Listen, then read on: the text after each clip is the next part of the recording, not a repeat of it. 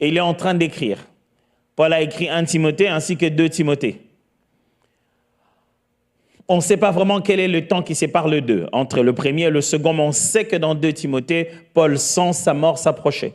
Il se rend compte que cette fois-ci, ça ne sera pas comme les autres fois. Là, on l'a attrapé, peut-être qu'on ne le laissera pas sortir. Paul sait qu'il est possible qu'il ne sorte pas.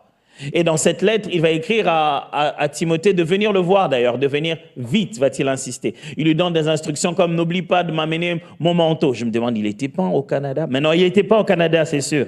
Mais Paul se rend compte qu'il commençait à faire froid. Et il dit à Timothée « Viens vite ». Dans ce texte, il dit, dans 2 Timothée, il rappelle de venir vite et lui-même amener son manteau et lui amener aussi les écrits, sans oublier le parchemin. Ce jeune Timothée que Paul a découvert à Éphèse, il lui a donné une responsabilité. L'église d'Éphèse commence à avoir beaucoup de confusion. Et alors, beaucoup d'hérésie, des gens enseignaient des fausses choses. Alors, il prend ce jeune homme, qui est très jeune encore. Il lui donne la responsabilité d'aller conduire cette assemblée, mais aussi de corriger les erreurs qu'il y avait. En lui écrivant ces 2 lettres, on appelle ça des épîtres pastoraux, il écrit à un pasteur sur la meilleure façon de prendre soin de brebis, conduire l'Église, vivre la vie chrétienne et se maintenir sur le droit chemin dans son appel.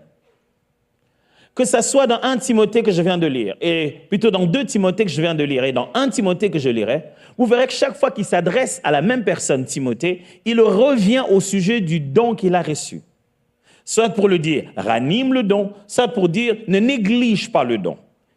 Il montre combien c'est central à la mission que Timothée a à accomplir.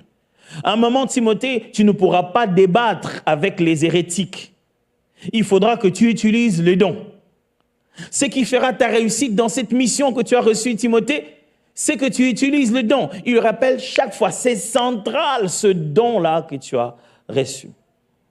Je voudrais vous lire le même passage d'abord, 2 Timothée chapitre 1, verset 3 plutôt à 7, mais je vais le lire dans une autre version, la version Parole vivante. Elle dit ceci.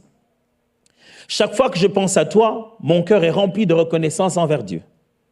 Ce que Dieu, que je sers avec une conscience pure, à l'exemple de mes ancêtres, et continuellement, nuit et jour, je te mentionne dans mes prières.